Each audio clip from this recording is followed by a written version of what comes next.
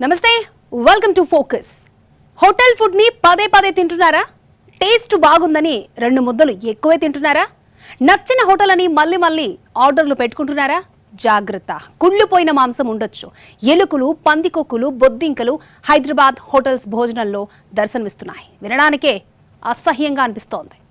Mutton biryani, పతర్కా గోష్, పాయా, బోటి, అసలు పేర్లు వింటుంటేనే నోరూరుతోందా? హోటల్లో గుమగుమలకు ఫ్లాట్ అవుతున్నారా? పసందైన మటన్లో ఏం కలుపుతున్నారో తెలుసా? హైదరాబాద్ హోటళ్లు బరి తెగించాయి. చిన్న పెద్ద అనే తేడా లేదు. అన్ని కాసుల కోసం కక్కుర్తి పడుతున్నాయి. జనం జీవితాలతో చెలగాటమాడుతున్నారు. ఒక హోటల్లో కుళ్ళిన ఆహారం పెడితే మరో హోటల్లో 10 రోజుల క్రితం తెచ్చిన మటన్కు మసాలాలు కలుపుతున్నారు. ఏ హోటల్ని చూసినా ఏమున్నది గర్వకారం అన్నట్లు, సర్వం కల్తీమయమే అన్నట్లు పరిస్థితి తయారైంది. ప్రతిరోజు మనం తినే ఆహారం ఏ స్థాయిలో కల్తీ అవుతుందో ఆలోచిస్తే ముద్ద నోట్లో దిగే పరిస్థితి కనిపించటం లేదు. ఇంట్లో చేసుకున్న ఆహారం విషయంలోనూ ఆందోళన వ్యక్తమవుతోంది. మనం తయారు చేసుకున్న ఆహారంలో వాడే సరుకులు సైతం కల్తీ అవుతున్నాయి. వంట నూనె, అల్లం, పసుపు, మసాలా ఇలా ప్రతి ఒక్కటి కల్తీ అవుతున్న నేపథ్యంలో సాధారణ జనాల్లో ఆందోళన వ్యక్తమవుతోంది. ఇక ఈ మధ్య కాలంలో రెస్టారెంట్లలో ఉంటున్న పరిస్థితులను చూస్తే అటువైపు వెళ్లాలని కూడా అనిపించడం లేదని సామాన్య జనాలు వాపోతున్నారు. అత్యంత దారుణమైన పరిస్థితులున్నాయి. పెద్ద పెద్ద హోటల్స్గా పేరున్న హోటల్స్లో సైతం మినిమం క్లీనింగ్ కనిపించడం లేదు. కిచెన్లో పాడైపోయిన పదార్థాలు, కుళ్ళిపోయిన వంట సరుకులు ఈ మధ్య కాలంలో బయటపడటం సర్వసాధారణమైంది. భోజన ప్రియులకు ఇక వాటిని వడ్డించేటప్పుడు వచ్చే గుమగుమలు మాటల్లో చెప్పలేం. అలాంటి రుచికరమైన మటన్ను హోటళ్లలో మీరు తింటున్నది నిజంగా మటనేనా? మటన్ బిర్యానీకి హైదరాబాద్ పెట్టింది పేరు. ప్రఖ్యాతిగాంచిన హోటళ్లతో పాటు ఫుట్పాత్పై లభించే మటన్ బిర్యానీకి కూడా విపరీతమైన గిరాకీ ఉంటుంది. అంతలా మటన్ బిర్యానీకి భోజన ప్రియులున్నారు. మరోవైపు మటన్కు విపరీతమైన డిమాండ్ పెరగడంతో రేటు కూడా అదే స్థాయిలో తారాస్థాయికి చేరింది. ప్రస్తుతం మార్కెట్లో కిలో 1000 రూపాయలకి లభిస్తుండటంతో కొంతమంది అడ్డదారులో హోటళ్లకు నాసి రకమైన మటన్తో పాటుగా పలు రసాయనాలు కలిపి కుళ్ళిపోయిన మటన్ విక్రయిస్తున్నారు. మేక మాంసంతో పాటు ఎవరు ఊహించని మరో జంతువు మాంసాన్ని కలిపి విక్రయిస్తున్నారు. ప్రజల ఆరోగ్యంతో చెలగాటమాడుతున్న అత్తాపూర్ ఉప్పర్పల్లిలోని బార్బిక్యూ నేషన్ రెస్టారెంట్లో హెచ్ ఫాస్ట్ ఫుడ్ సేఫ్టీ తనిఖీల్లో దిగ్భ్రాంతికర విషయాలు వెలుగులోకి వచ్చాయి. కుళ్ళిన మాంసం, అపరిశుభ్ర వాతావరణంలో నిల్వ చేసిన ఆహార పదార్థాలను స్వాధీనం చేసుకున్నారు. వాటి శాంపిళ్లను ల్యాబ్కు పంపారు. ఇటీవలే ఈ రెస్టారెంట్లలో తిన్న ఇద్దరికి ఫుడ్ పాయిజనింగ్ కావడంతో వారు హెచ్ ఫాస్ట్కు ఫిర్యాదు చేశారు. 5-6 రోజుల క్రితం తెచ్చిన మాంసానికి గురువారం డేట్ వేసిన లేబుళ్లు అతికించినట్టు గుర్తించారు. సరైన పద్ధతిలో నిల్వ కూడా చేయలేదని నిర్ధారించారు. అపరిశుభ్ర వాతావరణంలో నిల్వ చేసిన చికెన్, మటన్, చేపలు, కేకులు, ఐస్ క్రీం, ఇతర ఆహార పదార్థాల శాంపిళ్లను సేకరించి ల్యాబ్కు పంపారు. రంగారెడ్డి జిల్లా అదనపు కలెక్టర్ దృష్టికి తీసుకెళ్లి సదరు రెస్టారెంట్పై భారీ జరిమానా విధించడంతో పాటు చర్యలు తీసుకుంటామన్నారు. రాజేంద్రనగర్, అత్తాపూర్ సర్కిళ్లలోని చాలా హోటళ్లు, రెస్టారెంట్లు నాణ్యతా ప్రమాణాలు పాటించట్లేదని తేలింది. హోటళ్లలో తాము ఇన్నాళ్లు ఎంతో ఇష్టంగా తిన్న వంటకాలు గుర్తొచ్చి తీవ్ర ఆందోళన చెందుతున్నారు. ఈ కుళ్ళిపోయిన మాంసం తిరుపతికి ఎక్కడి నుంచి వస్తోందనే దానిపై అధికారులు ఆరా తీయగా షాకింగ్ విషయాలు వెలుగులోకి వచ్చాయి. హైదరాబాద్, చెన్నై వంటి మహానగరాల్లో మేకల కాళ్లు, తలలు, బోటి కూరలకు పెద్దగా డిమాండ్ ఉండదు. దీంతో అక్కడి వ్యాపారులు వీటిని చిన్న స్థాయి పట్టణాలకు చాలా తక్కువ ధరకు, అంటే ఒక్కో తలకాయను కేవలం 200 నుంచి 300 రూపాయలకే ఎగుమతి చేస్తుంటారు. ఈ క్రమంలోనే తిరుపతికి కంటైనర్లు, రైల్వే పార్సెళ్ల ద్వారా ఈ వ్యర్థాలు వస్తున్నట్లు అధికారులు ప్రాథమికంగా గుర్తించారు. దాదాపు 2 వారాల పాటు నిల్వ ఉంచిన ఈ కాళ్లు, తలలను నీళ్లతో శుభ్రం చేసి అవి తాజాగా ఉన్నట్లు చూపించడానికి రక్తం కనిపిస్తూ ఉండేలా కొన్ని ప్రమాదకరమైన రసాయనాలు కలుపుతున్నట్లు తెలుస్తోంది. మటన్ మార్కెట్లోని 12 దుకాణాల్లోనే ఈ రకమైన నిల్వ మాంసాన్ని ఎక్కువగా దాచినట్లు అధికారులు నిర్ధారించారు. దాదాపు 1 టన్ను బరువున్న కుళ్ళిన మాంసాన్ని అధికారులు సీజ్ చేసి ధ్వంసం చేశారు. హోటల్స్, రెస్టారెంట్స్లో కిచెన్ తనిఖీలు చేసిన అధికారులు సైతం విస్తుపోతున్నారు. పలు హోటల్స్ను సీజ్ చేసిన దాఖలాలున్నాయి. ఇప్పుడు మటన్ను కల్తీ చేసిన ముఠా గుట్టురట్టయింది. హైదరాబాద్లో ఫుడ్ సేఫ్టీ అధికారులు చేసిన తనిఖీల్లో భయంకరమైన విషయాలు బయటకు వచ్చాయి. కొన్ని చోట్ల పాడైపోయిన మటన్ కనిపించింది. కొన్ని చోట్ల 2-3 రోజుల క్రితం చనిపోయిన మేకలు, గొర్రెలు కోస్తున్నట్లుగా అధికారులు గుర్తించారు. ఇంకా దారుణమైన విషయం ఏంటంటే హబీబ్ నగర్ పరిధిలోని ఒక మాంసం షాప్లో మేక మటన్లో ఎద్దు మాంసం కలిపి విక్రయిస్తున్నారు. అక్కడి నుంచి హైదరాబాద్లోని ప్రముఖ హోటల్స్కి సదరు మటన్ వెళ్తుందట. ప్రతిరోజు వేలాది మంది మేక మటన్తో పాటు ఎద్దు మాంసంని కూడా తింటున్నారు. ఆ విషయం వారికి తెలియనే లేదు. కల్తీ మటన్ తిన్న వారికి వెంటనే అనారోగ్య సమస్యలు తలెత్తకపోవచ్చు, కానీ దీర్ఘకాలిక సమస్యలు తలెత్తే అవకాశం ఉందని నిపుణులు అంటున్నారు. నడుం నొప్పి, కండరాల బలహీనత వంటి సమస్యలు కాలక్రమేణా వచ్చే అవకాశం ఉందని, అందుకే కల్తీ మటన్ తినకూడదని వైద్యులు సూచిస్తున్నారు. ఈ మధ్య కాలంలో కల్తీ పదార్థాలు ఎక్కువగా మార్కెట్లో ఉంటున్నాయి. ఏది కల్తీ, ఏది అసలు అనే విషయాన్ని నిపుణులు సైతం గుర్తించలేనంతగా కల్తీ చేస్తున్నారు. ఈ కల్తీని అరికట్టేందుకు ప్రభుత్వం చర్యలు తీసుకోవాలని, ఇది జనాలు ఎదుర్కొంటున్న అతిపెద్ద సమస్యగా గుర్తించాల్సిన అవసరం ఉందని సామాన్యులు ప్రభుత్వ పెద్దలకు సోషల్ మీడియా ద్వారా విజ్ఞప్తి చేస్తున్నారు. ఇకపై హైదరాబాద్లో మటన్ బిర్యానీ తినాలంటే ఆలోచించాల్సిన పరిస్థితి ఏర్పడింది. ఏం తినాలన్నా 1-2 సార్లు ఆలోచించే పరిస్థితి వచ్చిందని జనాలు ఆవేదన వ్యక్తం చేస్తున్నారు. హైదరాబాద్లో మెజారిటీ హోటళ్లు, రెస్టారెంట్లు, దాబాలు కల్తీకి కేర్ ఆఫ్ గా మారాయి. అధికార యంత్రాంగం మామూళ్ల మత్తులో జోగుతూ ఉంటే హోటళ్లు ప్రజల ప్రాణాలతో చెలగాటమాడుతున్నాయి. కుళ్ళిన మాంసం, చెడిపోయిన చికెన్తో బిర్యానీలు, స్పెషల్ వంటకాలు చేస్తున్నారు. వాటిని తిన్న జనం ఆసుపత్రుల పాలవుతున్నారు. కల్తీ వ్యవహారం గ్రేటర్ను కుదిపేస్తోంది. చిన్న హోటళ్లే కాదు, పేరొందిన రెస్టారెంట్లలోనూ భయానక వాస్తవాలు రోజుకో చోట బయటపడుతున్నాయి. నియమ నిబంధనలను పక్కన పెట్టేసి ధనార్జనే ధ్యేయంగా హోటళ్లు, రెస్టారెంట్ల నిర్వాహకులు వ్యాపారాన్ని సాగిస్తున్నారు. వంటగదులు పరిశుభ్రత పాటించడం లేదు. ఫుడ్ తయారీలో ప్రతిదీ కల్తీ వస్తువులను వాడుతున్నారు. పైగా పాచిపోయిన ఆహారాన్ని ఫ్రిడ్జ్ లో పెట్టి తిరిగి వేడి చేసి పెడుతున్నారు. మాంసమైతే రోజుల తరబడి ఫ్రిడ్జ్ లో పెట్టి దానికి మసాలాలు దట్టించి మరుసటి రోజు వాడుతున్నారు. బిర్యానీలో బొద్దింకలు, వెంట్రుకలు వస్తున్న సందర్భాలు లేకపోలేదు. ఈ జాబితాలో చిన్న హోటళ్ల నుంచి బడా హోటళ్ల నిర్వాహకులు ఉంటున్నారు. తరచుగా జీహెచ్ఎంసీకి నిత్యం ఫిర్యాదులు వస్తున్నాయి. ఇందులో భాగంగానే గడిచిన కొన్ని నెలలుగా ఫుడ్ సేఫ్టీ టాస్క్ ఫోర్స్ బృందాలు తనిఖీల్లో దిగ్భ్రాంతికర విషయాలు వెలుగులోకొస్తున్నాయి. ఆహార కల్తీ అడ్డు అదుపు లేకుండా పోతోంది.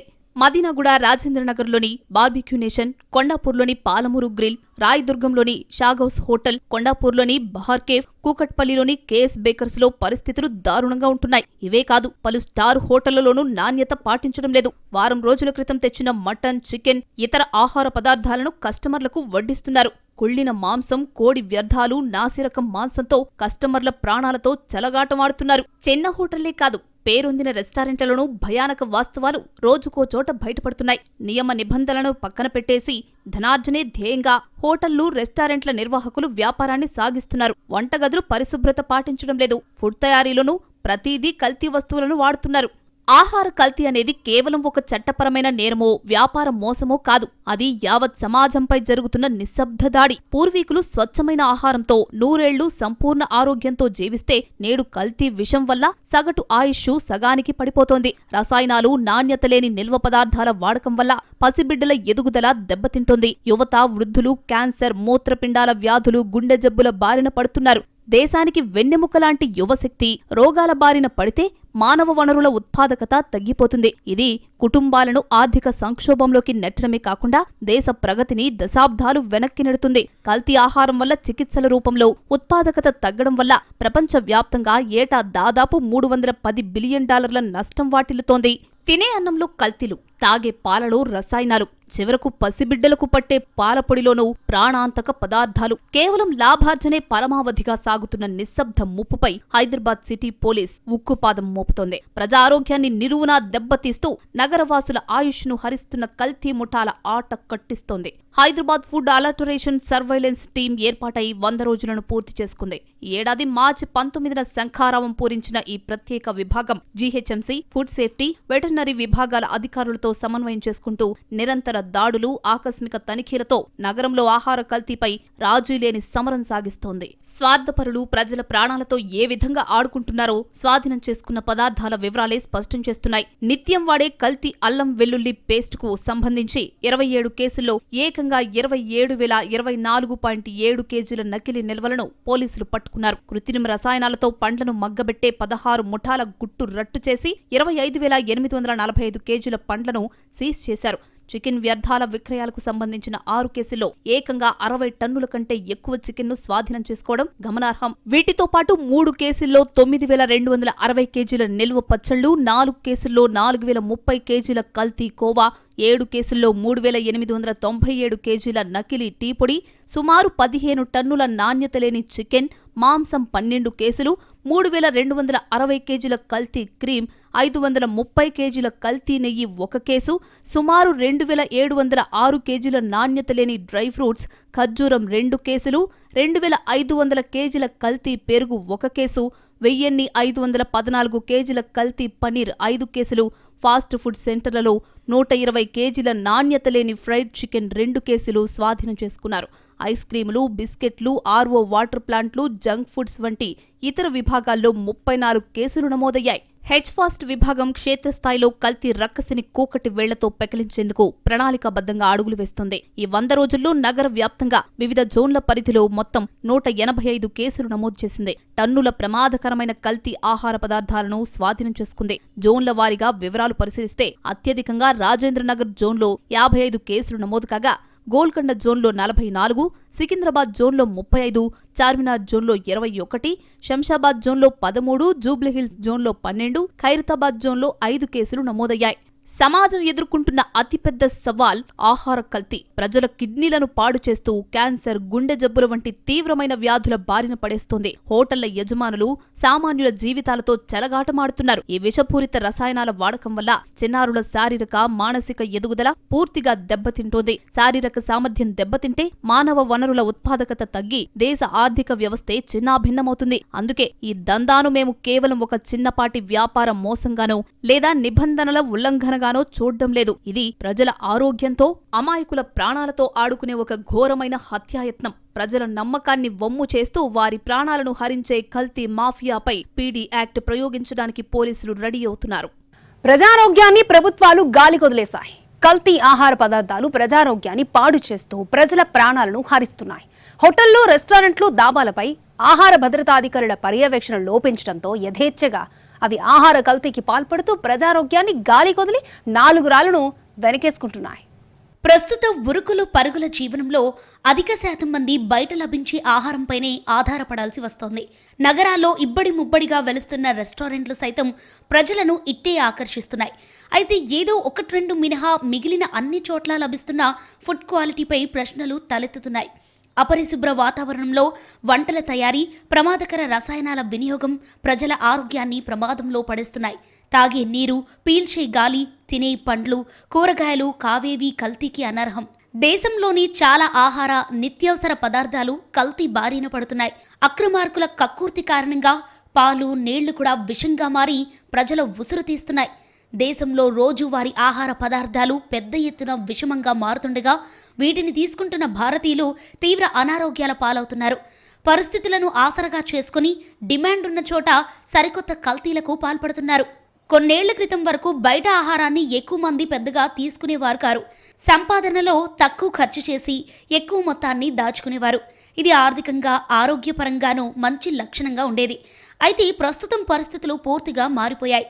నగరాలు, పట్టణాలతో పాటు గ్రామీణ ప్రాంతాల్లోనూ పార్టీ కల్చర్ వచ్చింది. పుట్టినరోజు, వివాహ మహోత్సవం ఇలా సందర్భం ఏదైనా పార్టీలు ఇవ్వటం పరిపాటిగా మారింది. ఇంటి భోజనం కంటే రెస్టారెంట్లకు వెళ్లేందుకు ఎక్కువ మంది ప్రాధాన్యమిస్తున్నారు. ఖరీదైన ఆహారాన్ని తింటున్నామనే భ్రమలో ఉంటున్నారే గాని ఇవి ఆరోగ్యకరమైనవేనా అనే అంశాన్ని తెలుసుకోలేకపోతున్నారు. నిల్వ ఉంచిన ప్రమాదకర రసాయనాలు కలిపిన ఫుడ్ను తింటున్నారు. వీటితో అప్పటికప్పుడు ఎలాంటి నష్టం లేకపోయినా దీర్ఘకాలంలో ప్రాణాంతక వ్యాధుల బారిన పడే ప్రమాదం పొంచి ఉంది. కాదేది కల్తీ కనర్హం అనేలా జిల్లాల్లోని రెస్టారెంట్లు, హోటళ్లు, దాబాల పరిస్థితి తయారైంది. రెస్టారెంట్ల, హోటళ్ల, దాబాల నిర్వాహకులు నాసిరకం నూనెలు, సింథటిక్ రంగులు వాడుతూ కల్తీ మిక్చర్ తయారు చేస్తున్నారు. పైకి వెలుగు జిలుగులతో ఆకర్షించే హోటళ్లు, డాబాలోని కిచెన్లలో అపరిశుభ్ర వాతావరణం కనిపిస్తోంది.